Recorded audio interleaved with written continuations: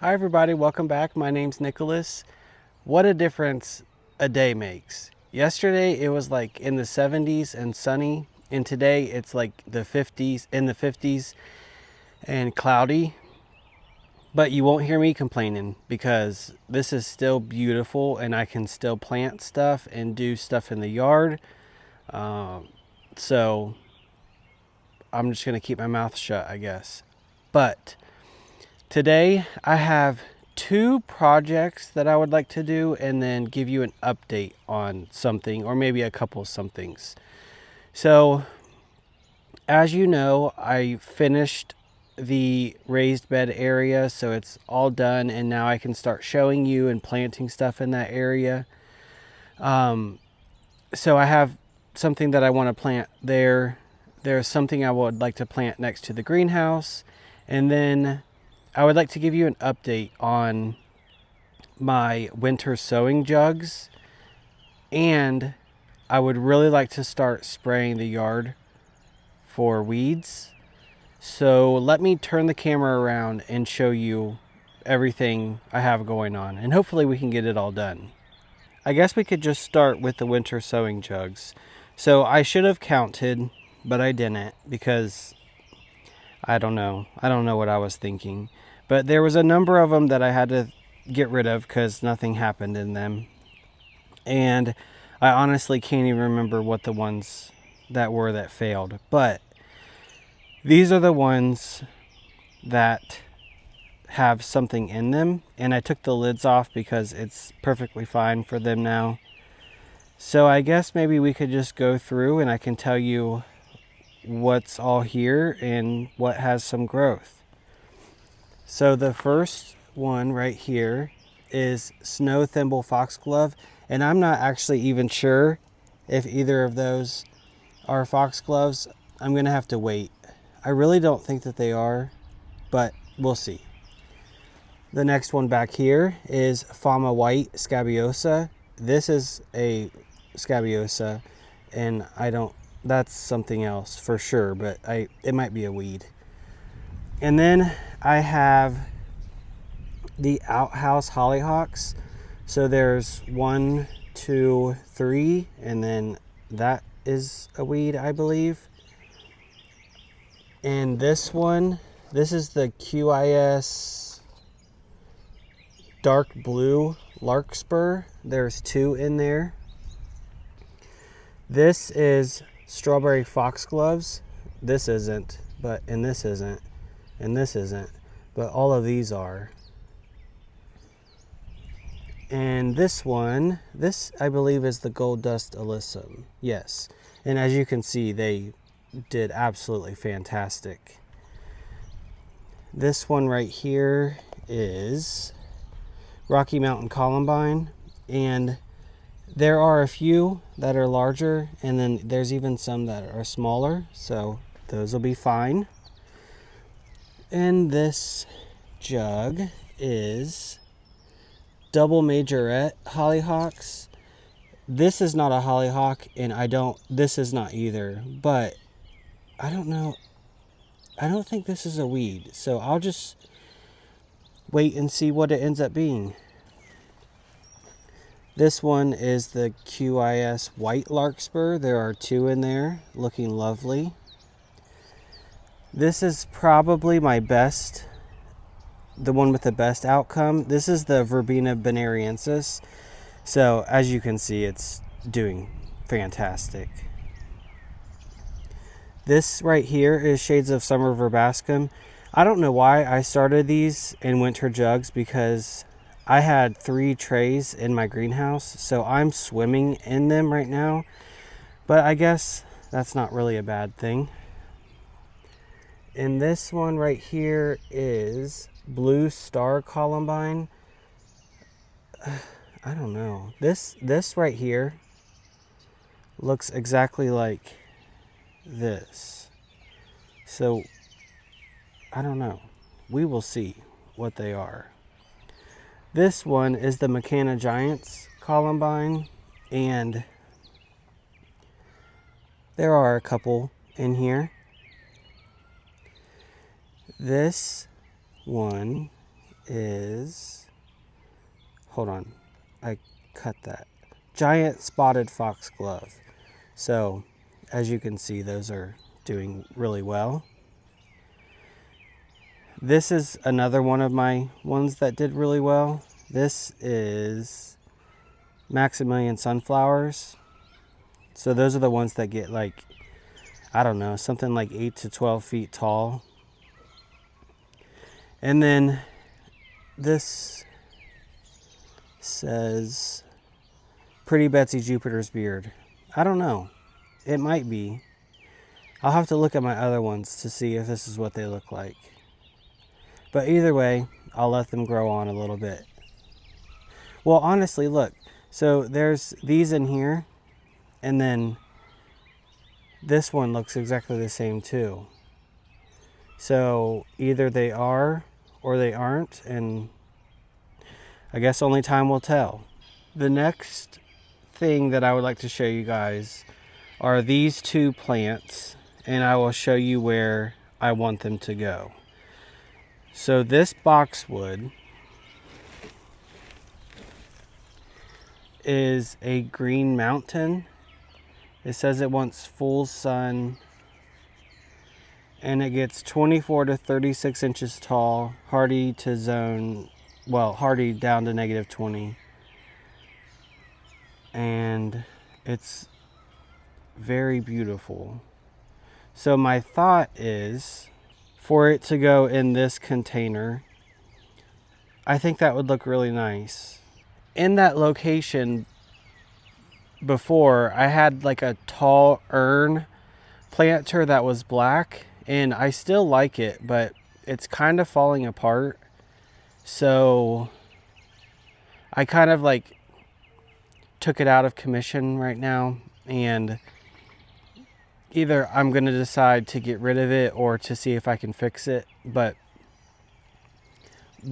I haven't decided yet. But I still like it, so it's kind of like it would feel wrong getting rid of it. And if pieces and parts fall off of it, I don't know, I guess that's not like the end of the world. But I just thought the scale of this one being a little bit shorter would look better than, because the urn was like 3 feet tall. And then my favorite thing for today that we're going to do is planting this double play doozy Spirea. I'll put a picture up of these full grown. These are so pretty. This is a zone 3 through 8, and it gets 2 to 3 feet tall and 2 to 4 feet wide. It's just so pretty. There's a picture on the back of here that shows you how full of blooms it gets. And it's funny, the things that end up changing your mind about things. So I have never really liked Spireas for some reason. I'm not sure why. But these ones, yes. And there's the double play dolly. I have one of those too, and I like that one. And then I don't have it yet, but there's like a candy corn one. All of those are proven winners ones, and I like that one too. So I guess maybe I can't say that I don't like Spireas. I guess I just am a little bit picky about the ones that I do like. And then I wanted to show you what I use to get rid of weeds in my grass. So I use the Captain Jack's lawn weed brew because it kills weeds, but it doesn't kill your grass. And I like to spray each like weed, and in my case they're dandelions. So I guess it does take some time because you're walking around spraying each plant, but that's the way I prefer. And then I thought I was pretty intelligent by getting this because it's green, and that's my way of knowing that it's safe for grass. I'd have to say that seems pretty smart to me. But I'll link this where I got it. I got it from Amazon, and I just think it's cool because I have so many of these pump sprayers, and I'll write on them so that I don't get confused about what they're for. Like I have one that I spray fruit trees with, one that there's a bunch of stuff I do, copper fungicide, some other stuff. So at least this, if the writing wears off or whatever, I'll know. I totally forgot to tell you where I wanted to put this Spirea, and I am gonna really like it, I think.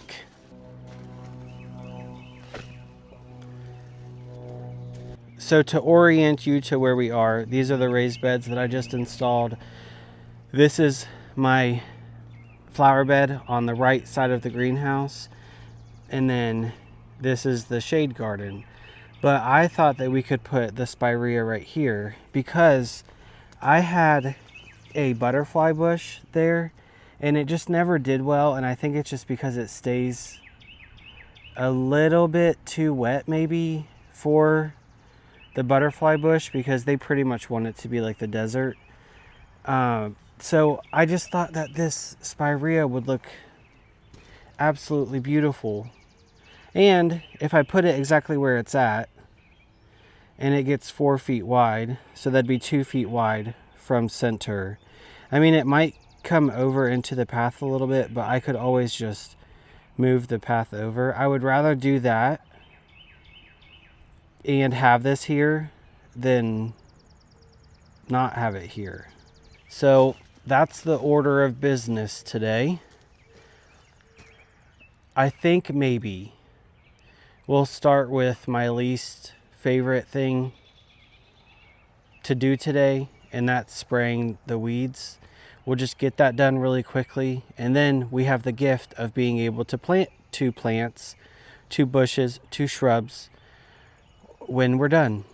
On the back of the weed can, there's a little page that shows you the application directions. So I'm just going to figure out how much of this needs to go in my sprayer, and then we'll go from there.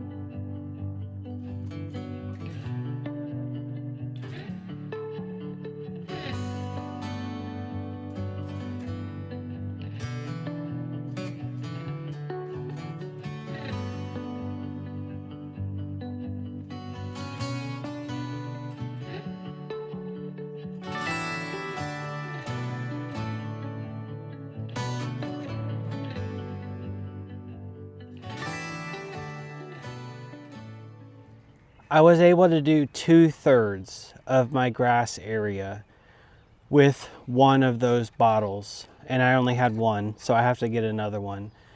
I did from the road to the pool in the backyard, so I think it went pretty far. And I did the worst area first, which was definitely the front yard. So now that that's done, for now, I want to move on to potting up this container with the boxwood. So I'm gonna put some soil in here, put some biotone, and put the plant in. That's it.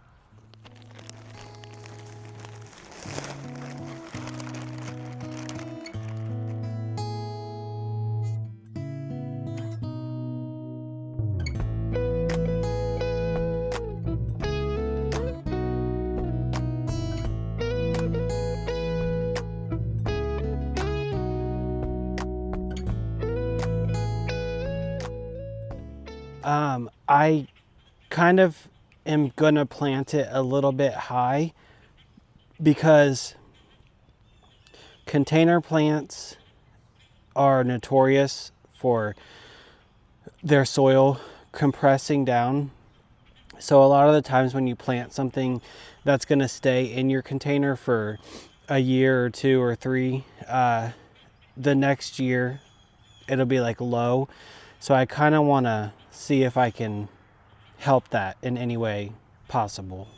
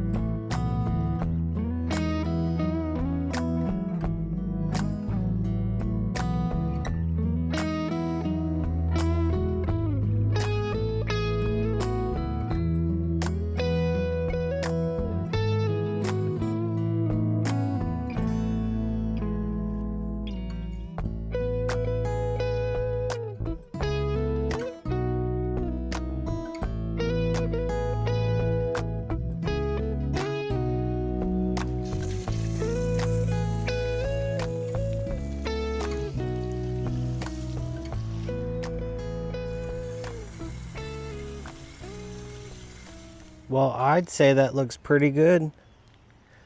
There is a kind of a weak side to it. On the back side, there's a little bit of a dent, I guess you could say, in it, but for the most part, it looks pretty good. And this one, I want to keep in a cone, not in a circle. And I liked this one in the store because it already had kind of like a conical shape to it. So I figured I wouldn't have to work very hard to keep it like that. This is the area that I was talking about. But I think it should fill in, and I think it will look just fine.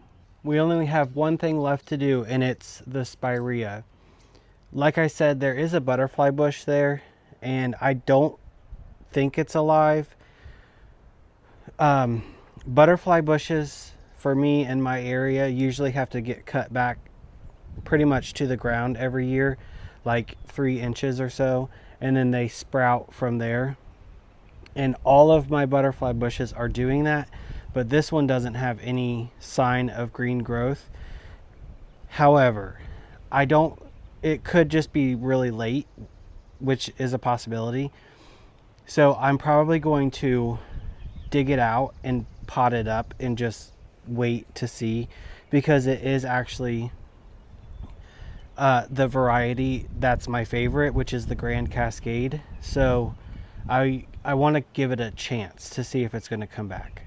And again, just so that we're oriented to our space, the Spirea will go right here. And then in this bed, I also have some Niagara Falls grasses. They're proven winners. I think they're a panicum. And then I do have a hibiscus here that you can't see because they come out pretty late. It's like a pink of some kind. And I have some echinacea here and here. One is yellow, and I'm guessing the other one's probably pink. So it'll all be very pink and yellow on this side of the greenhouse. And then I have some Shasta daisies that are white, some Leotris that's purple. So it's gonna look really, really pretty. And while we're on the topic of what's around the greenhouse, I wanted to tell you what I have. So this area has a bunch of Gaura that comes up, and then there's a Salvia. I put those campanulas here that I got from the garden center really early in the year, and I have a hosta here. And then on this side of the bed, I do have another Gaura, but there's only one, and the other side has 3. So maybe we'll see if we can move one over at some point. And then a hosta, Shasta daisies, And as you go around, it starts with some Leotris right here, and then the rest of this bed is Astilbe and hostas. And it's really, really pretty when it's in season. And it leads you into the secret garden. So pretty much from here all the way back is shade. And then just to the left of the greenhouse, I have these little fence sections that I got from someone on Marketplace. I believe they bought them at Menards originally. But I decided to make them like a backdrop so that I could grow a clematis on it. And I will try as hard as I can to look up what kind of clematis it is, but I don't know off the top of my head. But it's a purple one and it's beautiful. And then I obviously have a bench here, boxwoods flanking it, and then in front of that, those planters are hostas. And then underneath the bench, I have some brunnera. One of them is doing really well, and then the other one was looking great until it wasn't. So we'll see what happens with that. So let's just go ahead and get this Spirea planted. I need to go grab my shovel, and I was going to grab my auger, but if I'm already digging a hole to dig out the butterfly bush, then I don't need an auger. So I just need to get my shovel.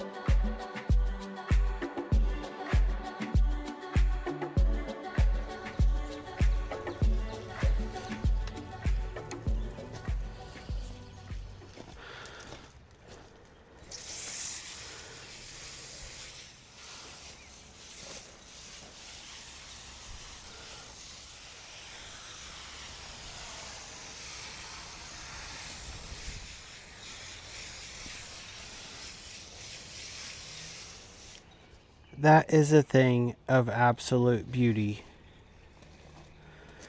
Just look at the color on it. And then the blooms turn into this really bright pink. Some might say there's a little bit of red in it, but I wouldn't. And excuse my mess behind the greenhouse, but just think of it like 4 feet tall, 4 feet wide. I probably will have to move the walkway, but we'll deal with that at a later date. It's just going to be beautiful. Absolutely beautiful. I can't wait to see how this fills in this year, because I changed a lot at the end of last year, so I'm just curious to see what it comes back as. Well, that feels good to have all that done. And there's so much more I could do today, but I have other plans, so I have to stop. But what we got done feels great. And then I did want to say Once these bulbs come out of these raised beds, I will be doing a lot of probably vegetable planting in these 4 beds. I don't know, we'll see. Usually I put my cucumbers in these 2 back beds, so we'll see. Now with the addition of those really large beds, I'm not sure how it's gonna work out. But either way, I think that this looks better than the really tall thing. The tall one being this. It's a urn planter that's really cool. It's just breaking down, and there's a dead boxwood. But that's it for today. I hope you guys enjoyed these projects. Maybe you learned something, maybe you didn't, but you still enjoyed watching, which is fine too. So I will see you guys very soon. Keep learning and keep growing.